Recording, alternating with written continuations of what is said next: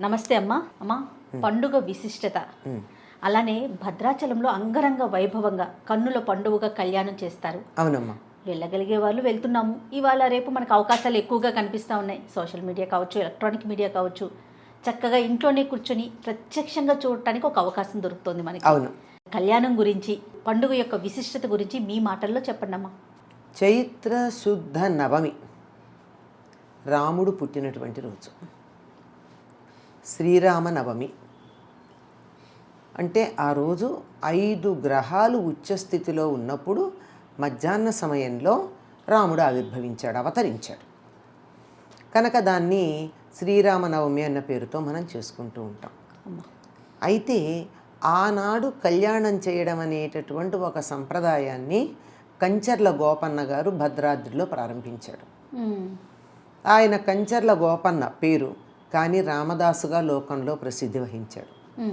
అంటే తన అసలు పేరు కూడా వదులుకుని నువ్వెవరు అంటే తన ఇంటి పేరు కంచర్లని కానీ తన పేరు గోపన్న అని కానీ చెప్పక నేను రామదాసుని అంతే అని అంతగా రాముడికి దాసుణ్ణి అన్నట్టుగా తన జీవితాన్ని రాముడికి అర్పించినటువంటి వాడు ఈయన రామదాసు.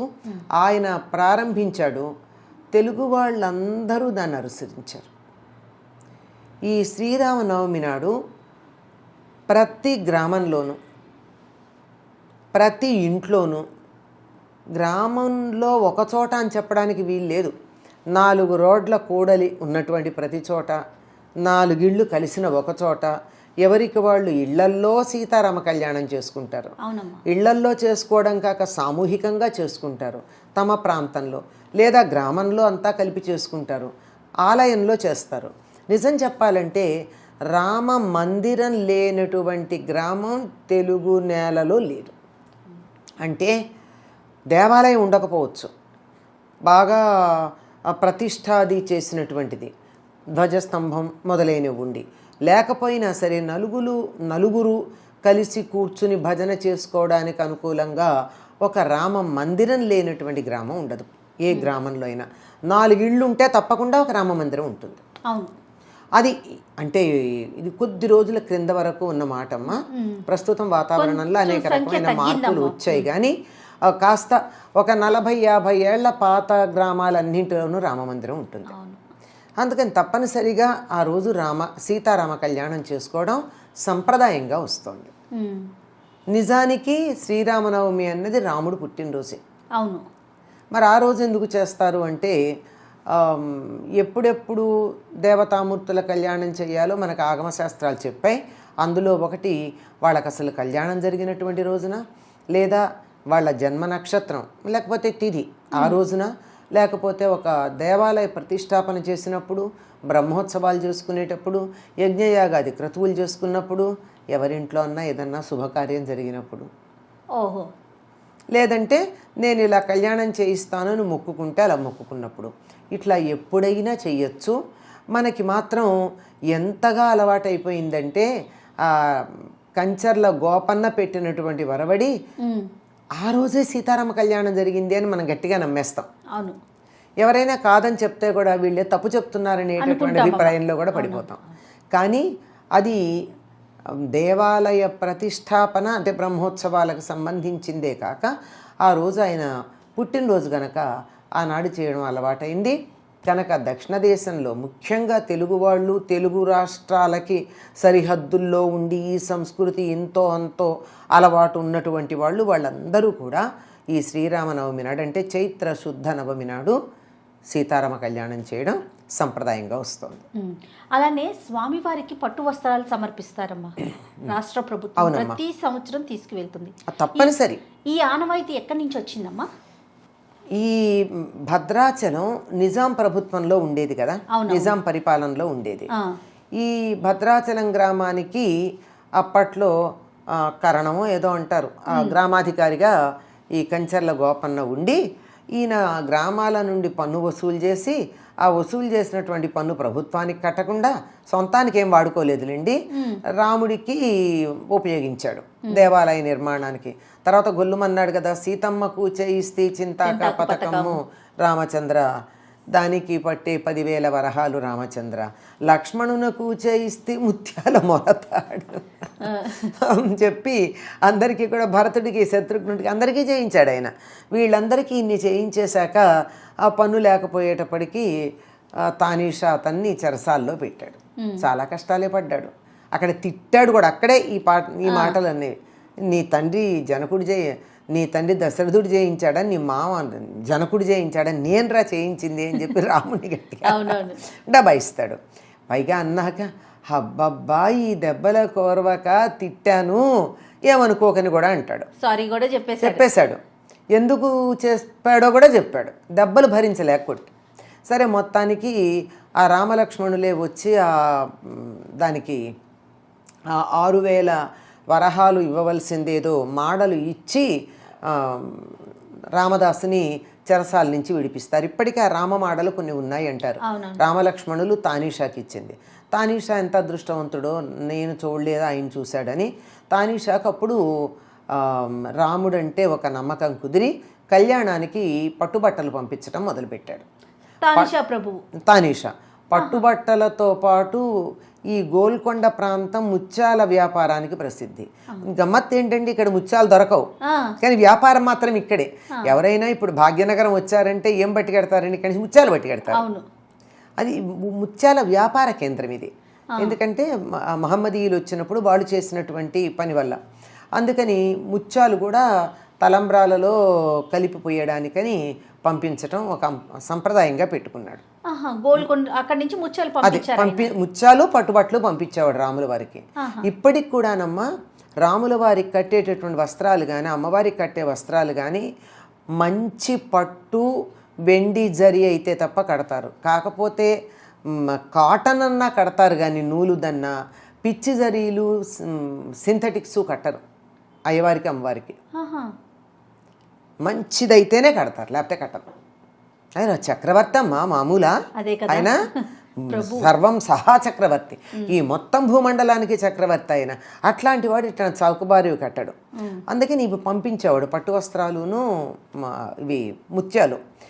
ఆంధ్రప్రదేశ్ ప్రభుత్వానికి నిజాం ప్రభుత్వాన్ని అప్పచెప్పేటటువంటి సందర్భంలో అనేకమైనటువంటి ఒప్పందాలు చేశారు. ఇవన్నీ ఇట్లా ఉండాలి, ఇవన్నీ చేయాలి, ఇవి కొనసాగించాలని.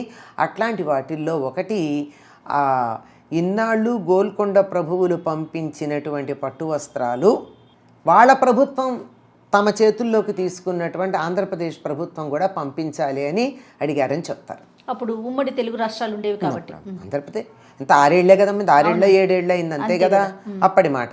దాన్నే మరి ఆంధ్రప్రదేశ్ నుంచి తెలంగాణగా మారిన ఎవరైతే ఈ భాగ్యనగరం, నిజాము, గోల్కొండ ఈ ప్రాంతం ఉందో వీళ్ళు తప్పనిసరిగా భద్రాచలానికి రాముల వారి కళ్యాణ సమయానికి పట్టు వస్త్రాలు, ముత్యాలు, తలంబరాల్లో కలపడానికి ముత్యాలు పంపించాలి. అది ఆనవాయితీ అలా కొనసాగుతూ వచ్చింది. అమ్మ, మనం ఇప్పుడు కళ్యాణాన్ని ప్రత్యక్షంగా చూడటానికి వెళ్ళినా, లేకుంటే ఇదివరకు కొరియర్లో కూడా వచ్చేవి మనకు బాగా గుర్తు అక్షింతలు, అలానే ముత్యాలు కూడా అక్షింతలతో కలిపి వాటిని చాలా జాగ్రత్తగా పెట్టుకోవాలి, బీరువాలో దాచుకోవాలనేసి చెప్తూ ఉంటారు కదమ్మా. అవునమ్మా. అది అంటే ఎట్లా, ఎందుకనమ్మా అంటే స్వామి మీద నుంచి వచ్చినటువంటి ఆ ముత్యాలకు చాలా విలువ ఉంది అని చెప్పి జానక్య కమలామలాంజలి పుటే అని చెప్పి ఆ శ్లోకం ఉంది కదా. అవును. యా పద్మరాగాయిత, అమ్మవారి చేతుల్లో ఉంటే ముత్యాల తలంబ్రాలు పద్మరాగాల్లో ఉన్నాయిట. రాముల వారి తల మీద పడేటప్పటికల్లా ముత్యాలు తెల్లగా ఉన్నాయిట. అక్కడి నుంచి స్రస్త ఆయన శరీరం మీదకి జారేటప్పటికి నీలాల్లాగా ఉన్నాయిట. అంటే ఆయన నల్లగా ఉంటాడు, తల మీద తలపాగా ఉంటుంది కనుక తెల్లగా ఉన్నాయి, ఒళ్ళు నల్లగా ఉంటుంది కనుక ఆ నల్లని కాంతిపడి నీలాల్లాగా ఉన్నాయి. అటువంటివి మనందరికీ క్షేమాన్ని కలిగించుగాక అని చెప్పి మనకి ఈ శ్లోకం లేనిదే పెళ్లి శుభలేఖల్లో మనం వేసుకోం. అవును.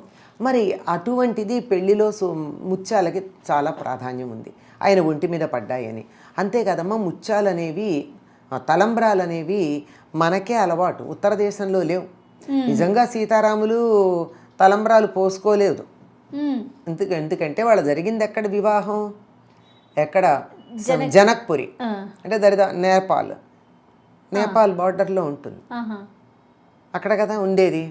మరి అక్కడ ఈ పద్ధతి లేదు. ఉత్తర దేశంలో ఆ తలంబరాలు కానీ తాళి కట్టడం కానీ లేవు. ఈ తాళి కట్టడం అన్నది దక్షిణ దేశానికే, ఈ తలంబరాలు మన ప్రాంతాలకే అలవాటు.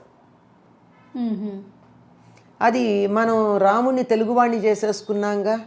మన భద్రాద్రి రాముడు తెలుగువాడండి, అచ్చంగా తెలుగువాడు. ఆయన్ని తెలుగు వేషంలోనే చూసుకుంటాం మనం. అందుకని ఇక్కడే తిరిగాడు, చెప్పులు లేకుండా, వాహనం లేకుండా, కాలినడకన రాముడు నడిచి, పవిత్రమైన దేశం అమ్మ ఇది. ఇక్కడ దుమ్మును ఎత్తిన చల్లుకుంటే కూడా చాలా పవిత్రం. అందుకని ఇక్కడ నేలని గౌరవించాలి, భూమాతని గౌరవించాలి. రామ పాద స్పర్శ సోకింది అంతే. ఉత్తర దేశంలోనేమో మధురా ప్రాంతం అంతా కృష్ణ పాద స్పర్శ. వాళ్ళు అక్కడ మీకు తెలుసో తెలీదో, బృందావనంలో రోడ్ల మీద సిమెంట్ వేయనీరు, తారు వేయనీరు. మీరు సిమెంటు తారు వేస్తే మా కృష్ణుడి పాదాల సోకిన దుమ్ము కాస్తా పోతుంది, ఇక్కడ ఉండనిమన్నారు వాళ్ళు. ఉండదు ఇక్కడ సిమెంటు మంచి మామూలు మట్టి రోడ్లే ఉంటాయి అక్కడ. అంటే ఆ పాదస్పర్శతో కృష్ణుడి పాదాల స్పర్శ సోకినటువంటి దుమ్మది. అలానే మనకి ఇక్కడ మనకి ఇదంతా కూడా రాముడి పాదాలు సోకిన స్పర్శ కలిగినటువంటి మట్టి నేల. ఈ ప్రాంతం అంతా అట్లా ఉంది. అమ్మవారు చీర ఆరవేసిన ప్లేస్ కూడా ఉందని మనం భద్రాచలం దగ్గర. అది ఇప్పుడు ఎందుకమ్మా, ఏ ప్రాంతం చూడండి దక్షిణ మన ఇక్కడికి వచ్చినట్టయితే, ఇదిగో ఇక్కడ ఈ ఇలా వంకర వంకరగా ఉంటాయి ఆ రాళ్ళు. పర్ణశాల దగ్గరికి వెడితే గోదావరి ఒడ్డున. ఎందుకు ఇలా అంటే ఆవిడ చీర ఆరేసుకుంటే ఆ మడతలు పడ్డాయి. అక్కడ మీకు పసుపు ఎర్రని రాళ్ళు కూడా దొరుకుతాయి, కుంకుమ పసుపు అంటాం. నిజంగా అవి తీసుకొచ్చి అట్టే పెట్టి ఆ రాళ్ళని పిల్లలకి ఎవరికన్నా దిష్టి తగిలినట్టయినా ఏడుస్తూ ఉన్న ఆ కారణంగా దాన్ని కాస్త ఇట్లా అరగదీసి ఆ నీళ్లు పిల్లలకి చల్లితే వెంటనే పోతుంది కూడా. అవి కుంకుమ పసుపు ఆవిడ చేసింది. మరి నిజానికి ఆవిడ ముట్టుకున్నందువల్ల వాటికి పవిత్రత వచ్చిందా, ఆ పేరు అలా చెప్పుకోవడం వల్ల వచ్చిందో, వాటికి ఔషధీ గుణాలు ఉన్నాయో తెలియదు. కానీ ఇంట్లో ఇప్పటికీ దాచిపెట్టుకునేటువంటి పద్ధతి ఉంది. ఇక్కడే కాదు, మీరు ఇంకా మిగిలిన ప్రాంతాలకు వెళ్ళినట్టయితే ఒక రాయి ఇలా ఉంటుందనుకోండి, కొంచెం వంపుగా ఎత్తుగా, కింద ఏదో కాలి గుర్తులు ఉన్నాయనుకోండి, ఈ రాతి మీద రాముడు కూర్చున్నాడు, కింద పాదాల గుర్తులు చూడండి. ఇట్లా ఉన్నవి మనకి ఈ ప్రాంతం అంతా, దక్షిణ దేశం అంతా చాలా ఉన్నాయి. ఎందుకంటే ఇక్కడ అట్లా తిరిగారు వాళ్ళు. అందుకని ఈ ప్రాంతం అంతా కూడా అట్లా తిరిగాడు కనుక రాముడు మనవాడు. మన పద్ధతిలో పెళ్లి చేస్తాం. మన పద్ధతిలో పెళ్లి చేసి ఆయనకి సీతాదేవికి ఆయన చేత తాళి కట్టించటం, ఇద్దరు పరస్పరం అక్షతారోపణం అనేటటువంటి కార్యక్రమం ఉంది. దాన్నే తలంబ్రాలు అంటాం. ఈ తలంబ్రాలు పోసుకోవడం జరుగుతుంది. ఇవి మంత్రపూతంగా సీతారాముల శరీరం మీద రాలి పడినటువంటి అక్షతలు గనక వీటికి ఆ శక్తి ఉంటుంది. అందుకని భద్రంగా దాచిపెట్టుకుంటాం. ఎవరివైనా కళ్యాణం జరుగుతుంటే, పెళ్లి జరుగుతూ ఉంటే ఆ తలంబ్రాలలో ఈ 2 అక్షతలు గనక కలిపినట్టయితే వారికి దాంపత్యం చాలా బాగుంటుందని విశ్వాసం. శుభలేఖ ఇవ్వడానికి ఎవరన్నా మన ఇంటికి వస్తే, మన ఇంట్లో ఆ భద్రాచలం అక్షతలు ఉంటే వాళ్ళకి 4 అక్షతలు ఇవ్వండి. ఆ అక్షతలు ఇస్తే వాళ్ళు తీసుకెళ్ళి దేవుడి దగ్గర పెట్టుకుంటారు. పెట్టుకుని మళ్ళీ పెళ్ళప్పుడు తలంబ్రాల్లో కలుపుతారు. వాళ్ళ దాంపత్య శోభ చక్కగా ఉంటుంది. అద్భుతం. ఇది తప్పనిసరిగా జరిగేదమ్మా. లేదు ఏదన్నా శుభం కావాలంటే కూడా ఇంట్లో ఏదైనా శుభకార్యాలు చేసుకునేటప్పుడు, పిల్లల పరీక్షకు వెళ్ళేటప్పుడు, ఇంటర్వ్యూలకు వెళ్ళేటప్పుడు, ఏదో పెళ్లి మాటలు మాట్లాడడానికి వెళ్ళేటప్పుడు, ఏదైనా ఒక శుభకార్యానికి బయలుదేరేటప్పుడు దేవుడి దగ్గర ఉన్నటువంటి ఆ భద్రాచలం అక్షతలు కానీ కాసిన 2 తీస్తల మీద వేసుకున్నా, ఇంట్లో వాళ్ళకి వేసినా చాలా శుభం జరుగుతుంది. రాముడి యొక్క ఆశీస్సులు నేరుగా లభ్యమవుతాయని నమ్మకం మనకి. ఇంకా నవమి రోజు మనం ఇంట్లో ఎలాంటి పూజా విధానం పాటించాలమ్మా? నిజానికి నవమి రాముడు పుట్టినరోజు కనుక కృష్ణుడికి చేసినట్టే, కృష్ణాష్టమికి చేసినట్టే చాలామంది ఉత్తర దేశం వాళ్ళు అయితే ముందు రోజు ఉపవాసం ఉంటారు, బ్రహ్మచర్యం పాటిస్తారు, నియమంగా ఉంటారు.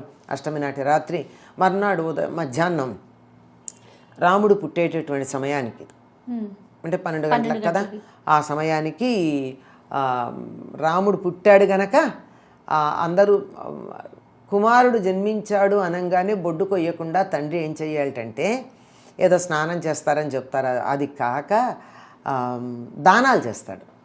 బొడ్డు కోసాక పురుడు వస్తుంది, బొడ్డు కోయక ముందు పురుడు లేదు ఇంకా కనుక ముందు అవన్నీ దానాలు. ఒకవేళ వెంటనే చేయడానికి వీలు లేకపోతే ఇన్ని ఆవులు దానం చేస్తాను, ఇంత దానం చేస్తానని సంకల్పం చేసుకుని అప్పుడు బొడ్డు కోయడం ఉండేది. అప్పుడు ఇప్పుడైనా మనం అంత కావాలంటే మనసులో సంకల్పం చేసుకోవచ్చు, ఇంత ఇస్తాను అంత ఇస్తాను. పోనీ అందరికీ కొడుకులు పుట్టినప్పుడు అంత ఉత్సాహంగా చేశామో లేదో తెలియదు. రాముడు లాంటి కొడుకు కావాలనుకుంటాం కదా మనం, లేదా ఉన్న కొడుకు రాముడిలా ఉండాలనుకుంటాం కదా. అందుకని ఆ సమయంలో రాముడు అవతరించిన సమయంలో ఏదైనా బ్రాహ్మణులకు దానాలు అవి చేసి, ఏదన్నా ఒకవేళ గోదానం చేయాలంటే చేస్తానని సంకల్పం చేసుకుని అప్పుడు పూజ చేసుకుని ఆ తర్వాత నివేదన చేసే పద్ధతి ఉంది. లేదు మేము కళ్యాణం చేస్తామండి, భద్రాచలం మాకు ఇష్టం, రాముడు మా దేశంలో తిరిగినప్పుడు మేము ఇక్కడ ఆయనకి శ్రీరామనవమి నాడు కళ్యాణం చేస్తామంటామా, కళ్యాణం చేసుకుంటారు. చక్కగా సీతారాముల విగ్రహాలకు మంచి వస్త్రాలు కట్టి మంగళసూత్రాలు లాంటివన్నీ వేసి ఇంట్లోనే రెండు పక్షాల ఉండి కళ్యాణం చేసే పద్ధతి ఉంది. తప్పనిసరిగా ఆనాడు పానకం, వడపప్పు మొదలైనవి నివేదన చేస్తాం. అలాగేనమ్మా. మరొక్కసారి శ్రీరామనవమి శుభాకాంక్షలమ్మా. అమ్మ మీకు కూడా అందరికీనమ్మా. శ్రీరాముడు మనందరినీ చల్లగా చూసి మానవ జాతి ఎలా ప్రవర్తించాలో ఆదర్శం చూపించాడు గనక రామనవమి పండగ వేడుగ్గా చేసుకోవడంతో పాటు రాముడిలాగా ఉండే ప్రయత్నం చేద్దాం. ఉంటామని చెప్పలేం, ఉండే ప్రయత్నం చేద్దాం. అది చాలీ జన్మకి. నమస్తే.